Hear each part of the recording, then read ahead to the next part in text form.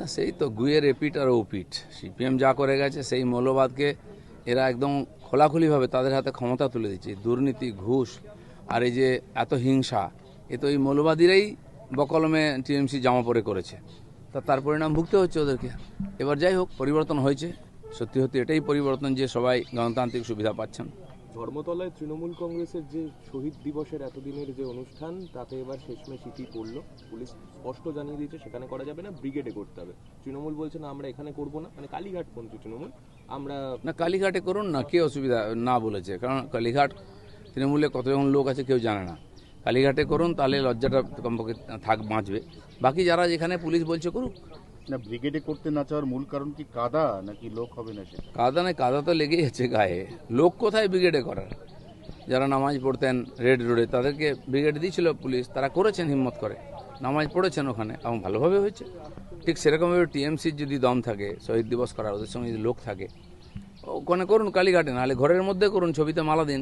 আমরা তো দিই, বহু মহাপুরুষের প্রতি শ্রদ্ধাঞ্জলি আমরা দিই প্রতি বছর। তো সব জায়গায় রাস্তায় করতে হবে নাকি? সম্মানের সঙ্গে ঘরের মধ্যে করুন। কংগ্রেসের শুভঙ্কর সরকার মমতা বন্দ্যোপাধ্যায়কে আমন্ত্রণ জানিয়েছেন 21শে জুলাইতে, বলেছেন যে উনি এলে প্রায়শ্চিত্ত হবে এবং আমরাও যে আমাদেরই তো অ্যাকচুয়ালি কর্মীরা মারা গিয়েছে। কংগ্রেসের শহীদ দিবসে যদি মমতা ব্যানার্জি যান, প্রায়শ্চিত্ত হবে, সম্মান রক্ষাও হয়ে যাবে।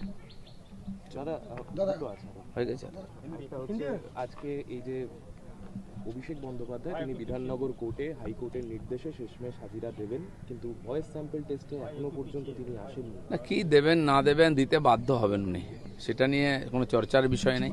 দেননি কেন একদিন হাজিরা, আর দিতে বাধ্য হবেন। যতক্ষণ না চালে বিশ্বাস নেই, যান, কমপক্ষে আদালতের প্রতি সম্মান সেটুকু তো রাখুন।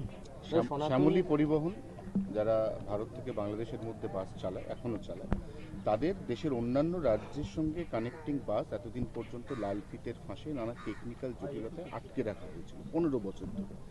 আজকে তারা নতুন এই পালাবদলের সরকার, সেখানে পরিবহন মন্ত্রী অর্জুন সিং এবং বিজেপির রাজ্য সভাপতি শ্রমিক ভট্টাচার্যের হাত ধরে তারা 3টি শহর, অর্থাৎ দিল্লি, ব্যাঙ্গালোর সহ 3টি শহর, তারা সেখানে বিলাসবহুল বাস পরিষেবা চালায়। শ্যামলী পরিবহন বহু বছর ধরে এবং বহু বাস চালায়। পশ্চিমবাংলার বিভিন্ন শহরের মধ্যে তাদের বাস চলে, লোকে তাতে স্যাটিসফাইড, লোকেরা তার সুবিধা নেন, ঢাকার সঙ্গে যাচ্ছে। আজ সারা দেশে এই ধরনের একটি কোম্পানি যদি বাস চালায়, পশ্চিমবাংলা থেকে এমনি বহু প্রাইভেট বাস বিভিন্ন রাজ্যে যায়, আর মালপত্র কলকাতা থেকে বেশি যায়, বিহার, ইউপি, মধ্যপ্রদেশ সব জায়গায় যায়। তো এটা এডিশন হবে এবং লাক্সারি বাসের যে সুবিধা, এত সুন্দর রাস্তা হয়ে গেছে, মানুষ রাত্রেবেলা বাসে উঠবে, সকালবেলা পৌঁছে যাবে, খুব ভালো। ট্রেনে এত ভিড়, টিকিট পাওয়া যায় না। তো এটা খুব ভালো সরকার যে ডিসিশন নিচ্ছেন, ধন্যবাদ। এবং কাল বাবা তারকনাথের থেকে মহাদেব এক্সপ্রেস শুরু হলো, 5টা শহরে তারকেশ্বর থেকে বাস যাবে। এই ধরনের বাস পরিষেবা ভালো দরকার আছে, কারণ রাস্তাঘাটের সুবিধা আছে, অনেক কম সময় লোকে পৌঁছতে পারবেন।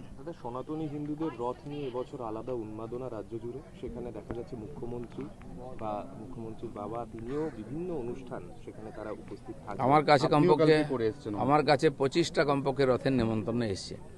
তো আমি উদ্বোধনে মায়াপুর ডেকেছেন ইস্কন, সেখানে যাচ্ছি আজকে, কালকে রথ শুরু করব। মাননীয় মুখ্যমন্ত্রী কালকে ইস্কনের কলকাতা রথে থাকবেন। এছাড়া যে সমস্ত রথের মানে বহু প্রাচীন রথ যারা অনুদান পেয়েছেন, সেখানে আমাদের কোনো না কোনো প্রতিনিধি, যেমন আমি মুখ্যমন্ত্রীকে বললাম যে আমাদের তরফ থেকে যাওয়া উচিত, তারা ডাকছেন, মন্ত্রীরা যাবেন। সার্বিকভাবে সনাতনীদের জাগরণ হয়েছে পশ্চিমবাংলায় এবং তারা সফল হয়েছেন, সেই জন্য এই ধরনের ধার্মিক অনুষ্ঠান হচ্ছে। রথ গ্রামে গ্রামে ভগবানের নামে চলে, সেটা আটকানো হতে এবার চলবে। এবারে দুর্গাপূজাও খুব ধুমধাম করে হবে, পরের বছর রামনবমী জবরদস্ত হবে, হওয়া উচিত। আর বাংলায় সবাইকে রাস্তা দেখাবে।